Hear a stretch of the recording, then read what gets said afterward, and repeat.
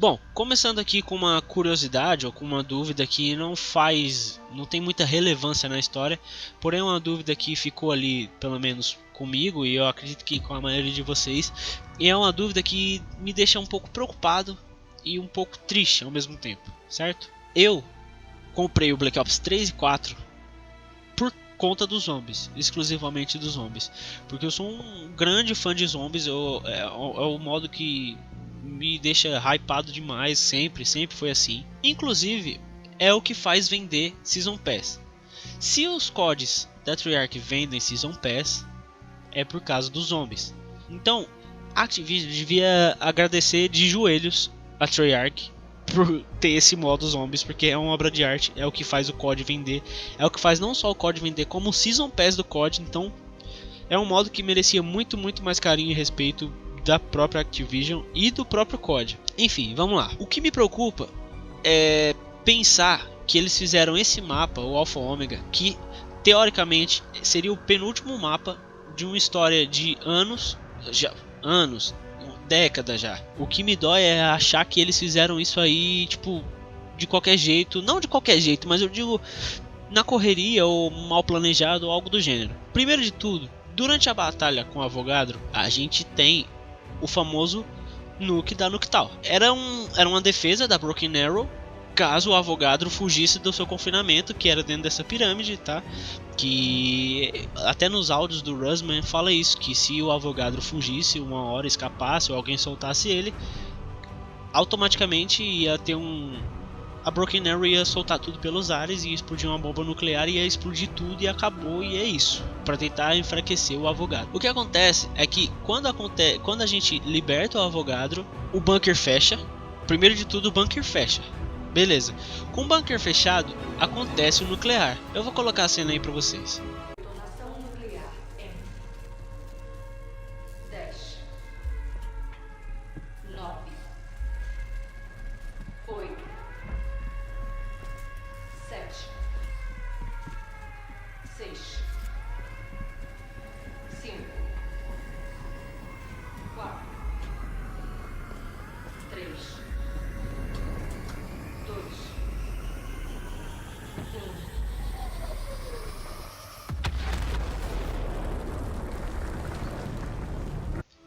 Depois dessa explosão, os primes ficam presos no bunker, certo?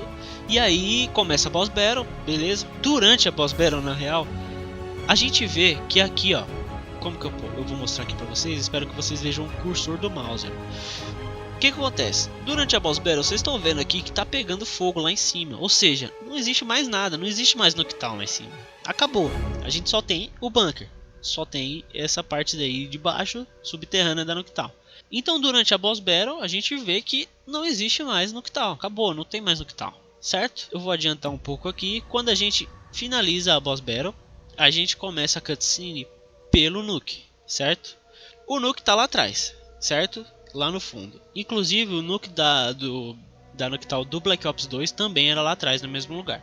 Aqui do meu lado, aqui do meu lado aqui, é a sala de interrogatório, que é onde fica a pirâmide, que inclusive a gente está no subterrâneo dela, que é no bunker, tá? A gente está nessa sala aqui, onde está minha cabeça aqui, ó. O nuke foi lá atrás, certo? Mas é um nuke, é uma explosão nuclear, não é uma bomba de São João. Então, teoricamente, tudo isso aqui estaria destruído, pegando fogo. Era para isso ter acabado. Não era para existir nenhuma casa dessa de pé. E quando começa a cutscene, a gente vê que tá tudo normal. Tá tudo perfeito, as casas todas inteiras.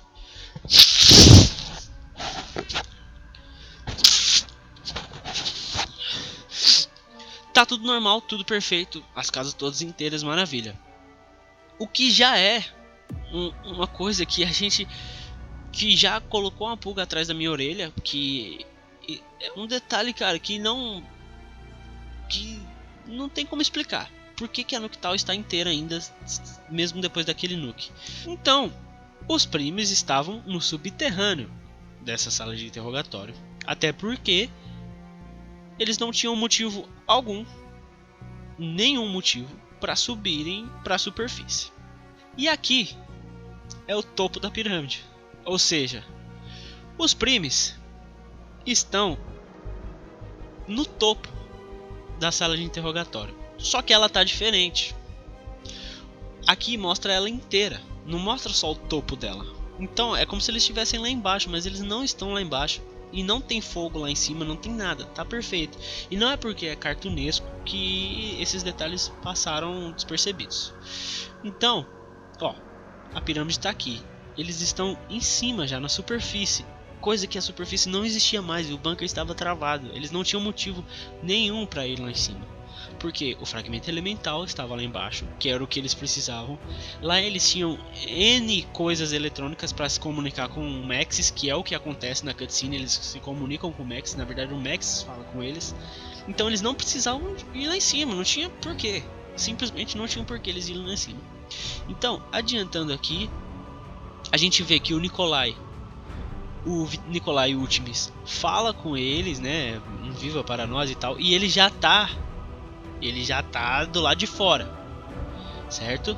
Beleza, do lado de fora que eu digo assim, eles estão na superfície da sala de interrogatório. Então, o Maxis entra em contato com eles, e aqui mostra um rádio em perfeito estado.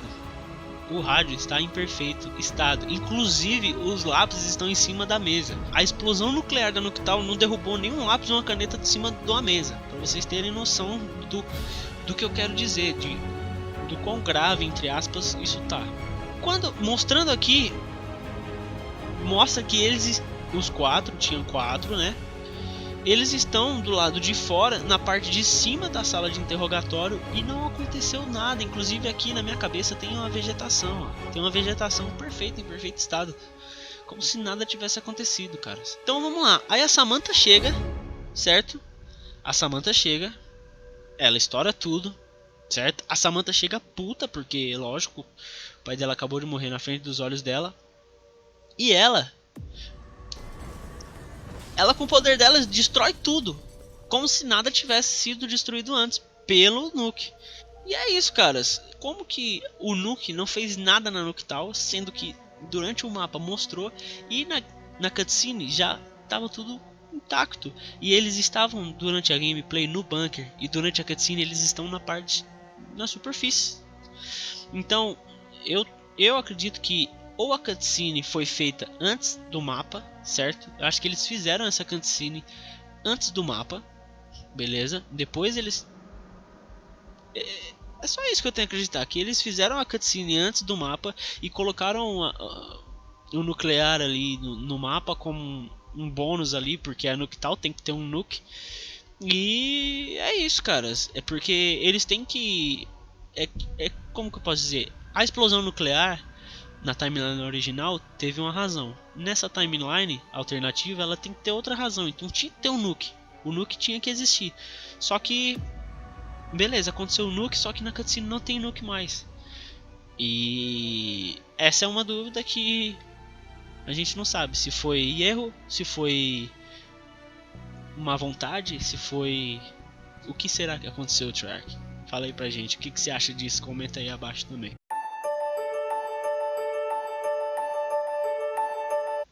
Bom, agora a gente tem duas perguntas em uma só. Eu vou colocar isso aí como bônus, hein? Então vamos lá. É o seguinte, a Treyarch sempre tomou muito, mas muito cuidado com as roupas. Roupa, comportamento, fala dos personagens. Por quê? Porque é o que define. Esses pequenos detalhes define pra gente que acompanha a timeline certinho, define pra gente quem é quem. Como por exemplo, só de olhar a gente sabe quem é Richtofen Ultimis e Richtofen Primis, certo? Só de bater o olho, a gente sabe pela roupa que eles usam. Beleza. E isso vale pro quarteto inteiro. A gente sabe quem é o quarteto Primis e o quarteto Ultimis. Por quê? São as mesmas pessoas, só que completamente diferentes. As falas são diferentes, o comportamento é diferente, inclusive a roupa. A roupa é o principal. A gente bateu o olho, nem precisa falar, a gente sabe quem é Primis e quem é Ultimis, certo? Beleza. Então esse detalhe é de extrema importância para nossa história. Só que é o seguinte, no final do easter egg da Blood of the Dead, o Richtofen que a gente conhece, o Richtofen que a gente jogou desde a Origins até a Blood of the Dead, ele usa aquela roupa característica de Primis, que a gente conhecia como Primis, e ele morre, ele acaba morrendo naquela máquina para abrir o portal, certo? Com a morte do Richtofen Primis, que a gente conhecia com aquela roupa, o Richtofen que aparece é esse Richtofen aqui. Eu vou colocar aqui, ele tá com roupa de Templário, tá? Pra ficar um pouco mais fácil. Então, o nosso Richtofen Templário entra no lugar, ele assume o lugar do Richtofen Primis, certo? É um Richtofen Primis ainda, só que uma roupa totalmente diferente. Então a gente sabe que é um outro Richtofen, beleza? Certo, então aí vão duas questões em uma só. O Richtofen entrega o Cronório pro Nikolai, certo? Que até então não sabia nem quem era o Dr. Monte. Ele entrega o Cronório pro Nikolai e inclusive ele entrega a liderança do grupo pro Nikolai. Então a gente vai fazer as duas perguntas em uma só, tá? Teoricamente, eles saíram da Blood of the Dead e foram direto por aquele portal para Alpha Omega, beleza? Teoricamente seria isso, né? Eles saíram da Blood of the Dead e o próximo DLC que lançou, o próximo mapa seria Alpha Omega para pegar o fragmento elemental. Agora, seguindo por essa linha de raciocínio que eu falei das roupas, comportamento e de onde eles saíram e para onde eles foram, que é da Blood para Alpha Omega, me respondam duas perguntas. Por que o Richtofen que a gente joga na Alpha Omega, o Richtofen Primis, tá com a roupa do Richtofen que morreu na Blood of the Dead?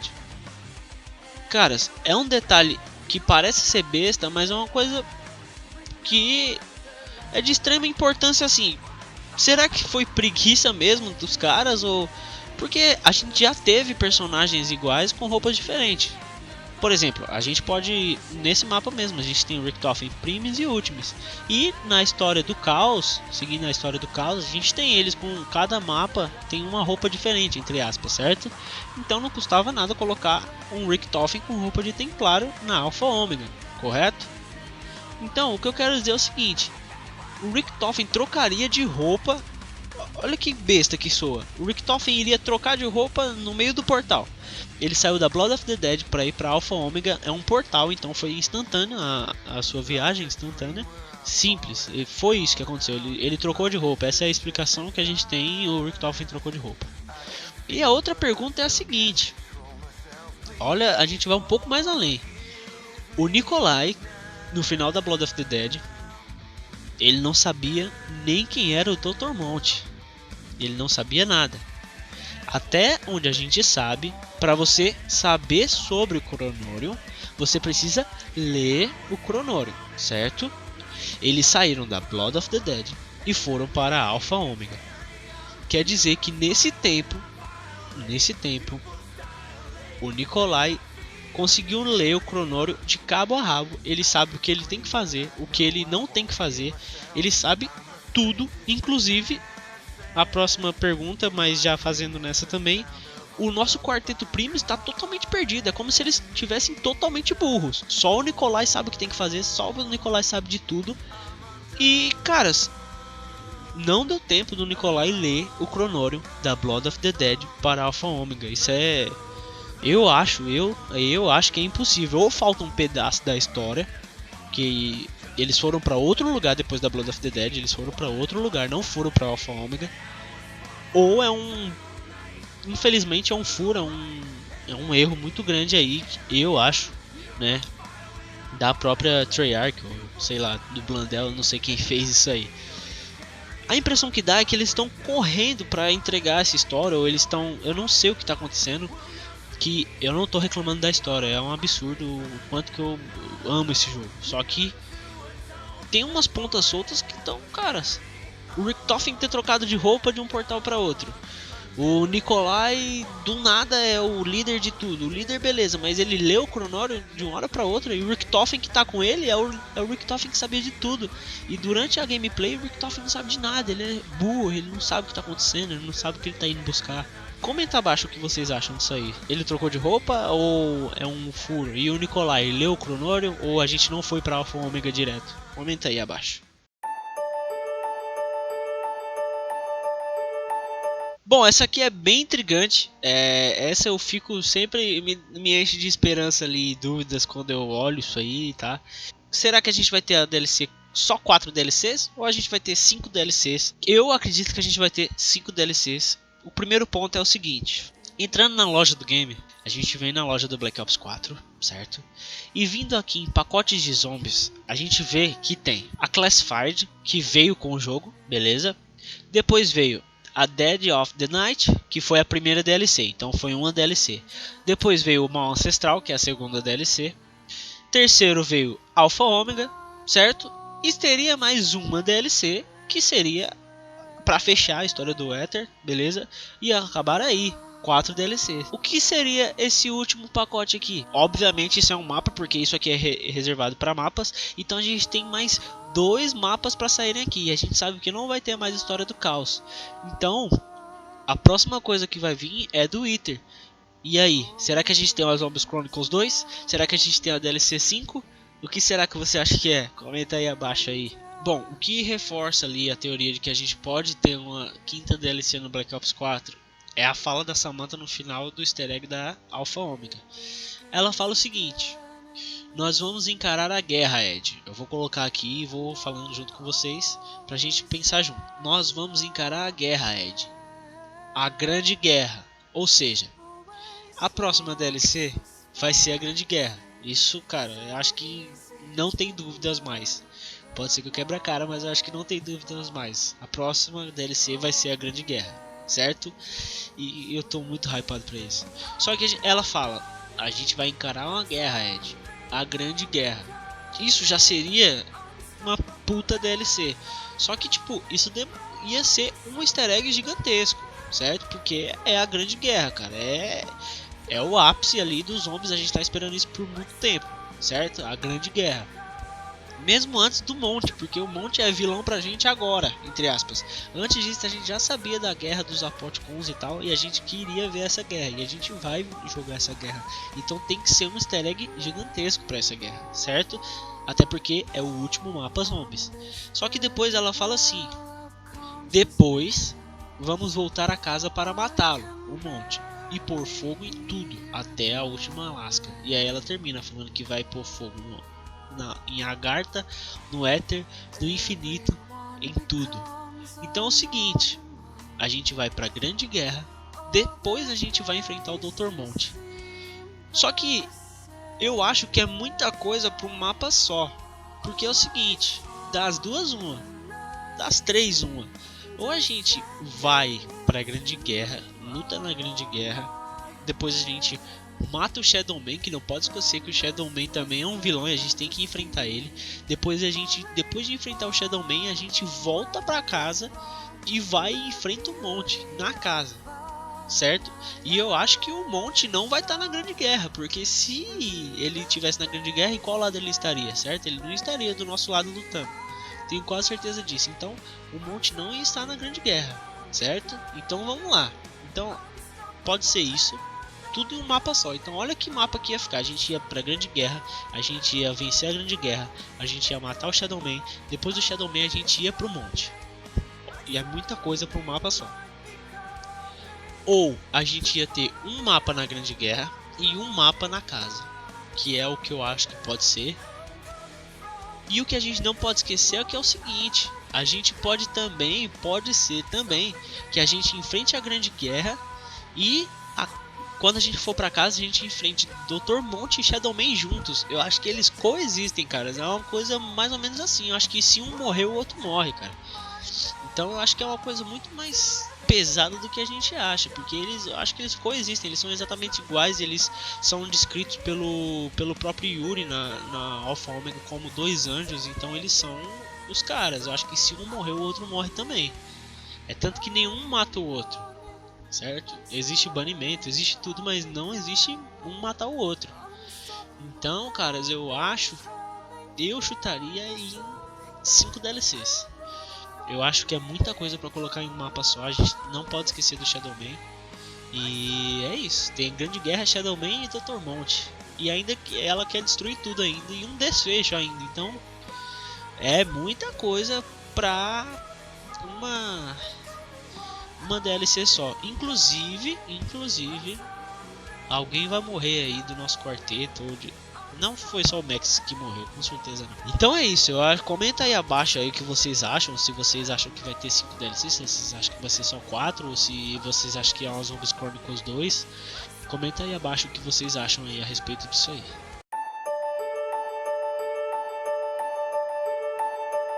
Bom, é o seguinte, como nossa próxima dúvida ou coisa, eu achei um pouco intrigante, achei até engraçado. Seguinte, é um detalhe que acho que vocês perceberam também. No Black Ops 3, a gente teve a penúltima DLC antes da Revelations, chamada Gorod Grove, certo?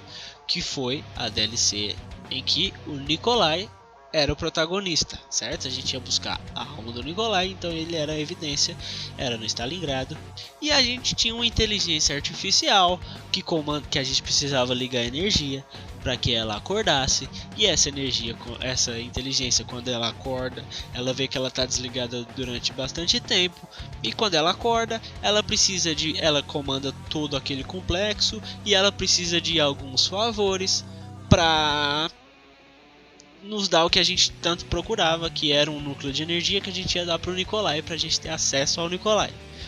Vocês não acham muito familiar, não, que no próximo jogo, anos depois, na penúltima DLC, com o Nikolai sendo o protagonista, a gente tem uma inteligência artificial que a gente precisa ligar a energia do mapa, que quando ele acorda, depois de anos, ele vê que ele está durante anos dormindo e ele domina todo o complexo, e a gente tem que fazer alguns favores para ele liberar o que a gente quer.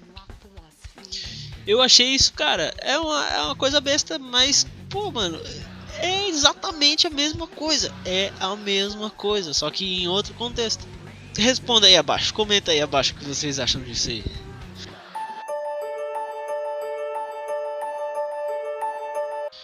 Bom, essa próxima é o seguinte. O Nikolai sabia, ele sabia que o Max ia morrer, certo? Ele sabia que o Max ia morrer. Só que o Max morrer é de extrema importância, talvez, pra gente. É o seguinte, toda vez que o Max morre, ele morre tendo uma ação pró Samantha, certo? Por exemplo, quando ele foi teleportado junto com ela pela primeira vez pelo Richtofen, ele correu até ela para tentar tirar ela da máquina. Na Origins, ele tá em busca da voz da Samantha, que diz que é filha dele, mas até então ele nem tinha filha, mas ele tá em busca da Samantha. Dessa vez não seria diferente. O Maxis, ele se sacrifica para mandar o Ed e a Samantha pelo teleporte para onde eles estão, na Alpha Omega, certo? É isso, ele se sacrifica por isso. E o Nikolai sabia disso. Só que a Samantha que sai da casa é totalmente diferente da Samantha que chega na Alpha Omega. Até então, as Samanthas que a gente tem que a gente tem nas cutscenes, a Samantha é totalmente diferente. É uma Samantha, ela nem fala, ela fica calada, ela só brinca, ela fica quieta. É como se ela não soubesse de nada. É até impressionante como ela não sabe de nada. Só que a Samantha que chega na Alpha Omega, ela sabe sobre o Éter, a Agartha, a casa, o infinito. Ela fala que vai tacar fogo em tudo, que vai matar o monte. Ou seja, ela chega cheia de rancor, conhecimento. Ela chega outra Samantha, totalmente diferente. Ela até explica pro Ed que é sobre a Grande Guerra, então ela tem noção de tudo. Então das duas uma, o Nikolai, das duas uma não, o Nikolai, eu acho que ele sabia que o Max ia morrer, isso é fato que ele sabia. Só que eu acho que ele não contou pra ninguém e nem nada, porque o Max tinha que morrer, ele tinha que acontecer isso. Tanto por questão de, entre aspas, looping, como questão de a Samantha ver o pai dela sendo morto na frente dela pelo monte. Eu não sei se corrompeu ela, eu não sei se trouxe pra ela lembranças de outras timelines, assim, porque assim, a Samantha foi purificada antes de ir pra casa, certo? O monte purificou a Samantha para colocar ela dentro da casa.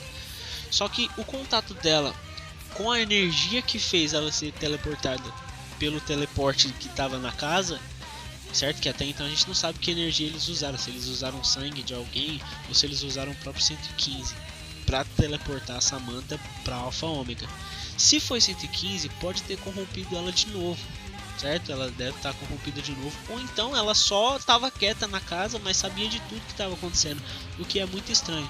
Porque a Samantha é muito, mas muito poderosa. Ela é muito poderosa, não é só de poder que eu digo, ela tem conhecimento de tudo. Porque ela dominou os zumbis durante muito tempo. Então, o Nikolai sabia que o Maxis ia morrer. E eu acho que ele deixou o Maxis morrer por conta disso. Porque, além de estar escrito no cronômetro, foi, entre aspas, importante para Samantha ver o pai dela sendo morto ali. Meio que despertou o lado mal da Samantha de novo, sabe? É uma coisa que o próprio Dempsey pergunta: o que está acontecendo, Nikolai? E o Nikolai ele fica calado, porque ele sabe o que está acontecendo. Ele sabe que o Maxis ia morrer. Inclusive, na intro da Alpha Omega, o Nikolai fala que sabe o que tem que fazer, sabe o que tem que fazer, e é um fardo que ele vai carregar. Então, óbvio que eu acho que ele estava falando dele, mas isso cabe também pro Maxis. O Nikolai sabia que o Maxis tinha que morrer para Samantha ser teleportada, e o Ed também, e ia acontecer a grande guerra, certo? Então o Nikolai já sabia que o Maxis ia morrer, só que ele não conta pra ninguém. Então isso é uma coisa intrigante, uma coisa que, caras, eu não sei porque a Samantha também é totalmente diferente quando ela tá na casa. Eu não sei se tem alguma magia maior, eu não sei se ela simplesmente fica calada. Mas que são duas Samanthas totalmente opostas, isso é verdade, porque é impressionante a diferença. Como que a Samantha, quando ela tá fora da casa, como que ela é rancorosa, como que ela tem ódio, como que ela só quer destruir aqueles que causaram mal pra ela, pro pai dela, enfim.